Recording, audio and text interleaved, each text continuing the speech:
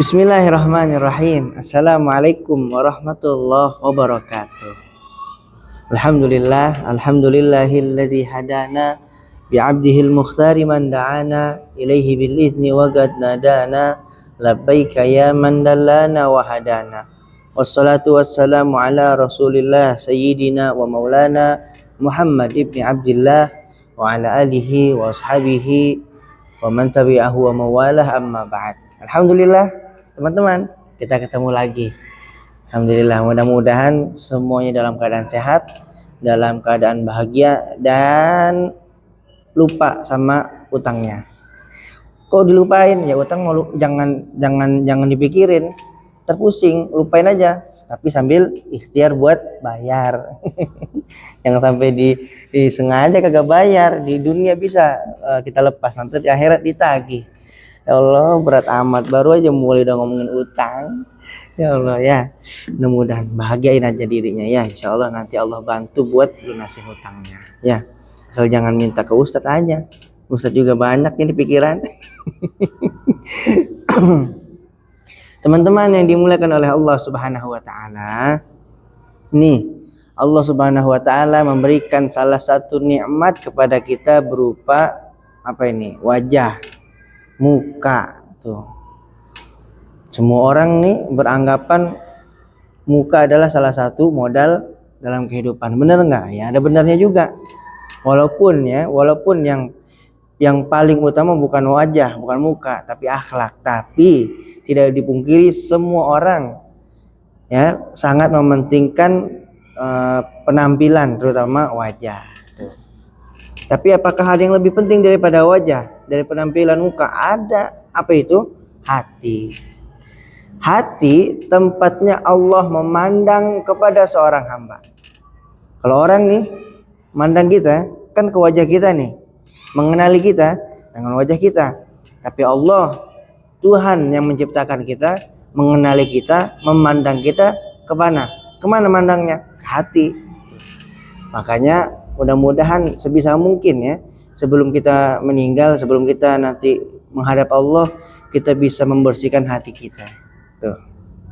Jangan sampai ketika kita nanti menghadap Allah dalam keadaan hati penuh penyakit, hati penuh sampah, hati penuh kotoran. Apa nggak malu tuh kalau kita bertemu Allah? Pasti malu. Jangankan hati, nih wajah. Saya misalnya, contoh kecil saya. Bangun tidur, tiba-tiba ada yang ngetok pintu. Orang bertamu. Tuh, kira-kira saya mau langsung keluar nggak? Enggak. Saya pasti akan dandan sebagus mungkin. Ya minimal cuci muka dah. Minimal cuci muka. Biar kata nggak mandi juga nggak apa-apa. Yang penting mukanya kagak minyakan.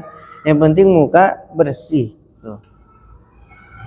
Apalagi kalau yang zaman now kan, belum lagi kalau keluar harus kudu pakai skincare. Belum lagi pakai bedaknya, belum lagi pakai lipstiknya. Tuh. Kalau ada jerawat, aduh panik, nggak mau tuh nemuin orang. Kenapa? Malu. Ini baru perihal wajah, bertemu dengan manusia. Bagaimana kita bertemu dengan Allah Subhanahu wa taala. Maka dari itu, mudah-mudahan ya, sebagaimana kita bersusah payah untuk merawat wajah kita, maka pun mudah-mudahan kita bisa bersusah payah untuk merawat hati kita. Kalau penyakit di dunia nih kan banyak tuh. Yang paling parah apa diantaranya? Mungkin kanker ya, menurut sebagian orang kanker, kantong kering. Iya kantong kering. Bahaya bang, ya kan emang ya. Kalau nggak punya duit, lalu pusing gitu ya. Tuh, kanker, hati, ya kan, jantung, itu penyakit-penyakit yang sangat luar biasa. Tapi ada tuh yang lebih daripada itu, apa? Penyakit hati. Kalau jantung misalnya, kanker, setelah meninggal udah beres tuh, nggak ngerasain sakit lagi. Makanya ketika ada teman yang meninggal, saudara, tetangga yang meninggal itu karena sakit, biasanya ada yang ngomong begini, alhamdulillah sekarang kamu udah tenang ya, udah nggak ngerasain sakit lagi, kan begitu tuh ngomongnya. Bener nggak? Ya bener, udah nggak ngerasain sakit lagi. Kenapa? Udah meninggal. Tapi kalau penyakit hati, meninggal, mati bukan akhir dari segalanya, justru itu adalah gerbang untuk penderitaan selanjutnya. Makanya betul kata para ulama, betul kata para guru bahwasanya penyakit hati adalah penyakit yang dahsyat di dalam kehidupan kita. Bahkan nauzubillah min zalik. Kita udah banyak punya amal, misal ya, udah ngerasa punya banyak amal. Kemudian kita rajin sholat, ya, duhanya nggak tinggal, tahajudnya apalagi, sedekah langsung tuh, kagak pakai ngitung, langsung keluarin. Kalau perlu sama dompetnya dah tuh. Banyak amalnya, banyak puasanya Senin Kamis, bahkan ada yang Daud. Tapi ketika nanti menghadap Allah Subhanahu wa taala, bisa jadi amalnya 0, kosong. Kemana itu? Hilang. Kenapa? Hilang sebab penyakit hati yang masih kita rawat. Nah, coba penyakit hati kita rawat, efeknya nanti sampai akhirat. Sebagaimana yang disebutkan oleh Rasulullah sallallahu alaihi wasallam, "Iyyakumul hasad, fa innal hasada ya'kulul hasanat kama ta'kulun narul hatab." Hati-hati kata Rasulullah. Hati-hati, jauhilah penyakit hati yang namanya dengki. Dengki termasuk penyakit hati. Hati-hati sama penyakit hati kata Rasulullah.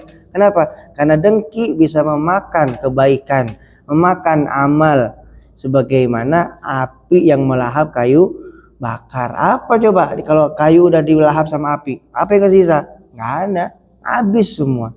Amal juga begitu. Maka ketika kita hidup di dunia, usahain sebelum tidur dah, paling minimal sebelum tidur, jangan nunggu besok. Sebelum tidur, sebelum kita menutup mata, doa buat diri kita, doa buat orang lain. Maafin semua orang yang punya salah sama kita. Maafin orang yang punya salah sama kita. Sebelum tidur, berapa? Kita tidur nggak punya tuh yang namanya sampah, nggak punya yang namanya penyakit hati. Nah, itu buat jaga-jaga tuh. Seandainya kita tidur kan, habis tidur tuh Allah nggak bangunin kita lagi. Tuh. Apa nggak malu kita tidur dalam keadaan bawa sampah? Allah nggak bangunin kita lagi, menghadap Allah dalam keadaan hati penuh sampah. Makanya bersihkan ini hati kita. Bersihkan hati, tempatnya Allah memandang kepada hambanya. Tuh.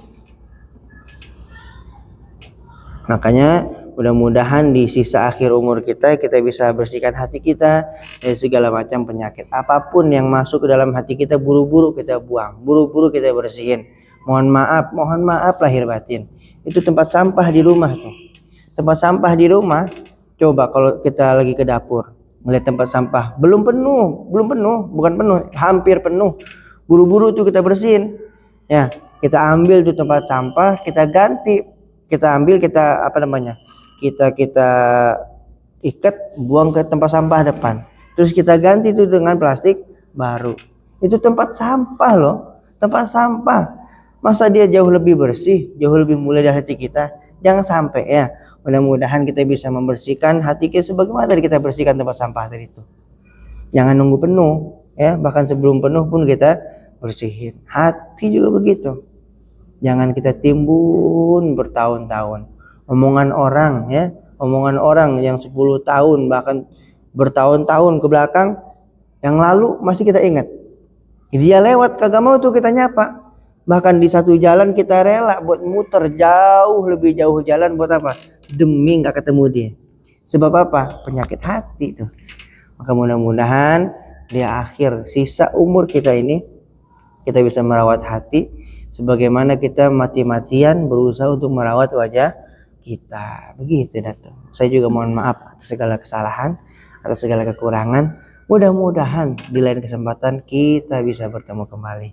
Assalamualaikum warahmatullahi wabarakatuh.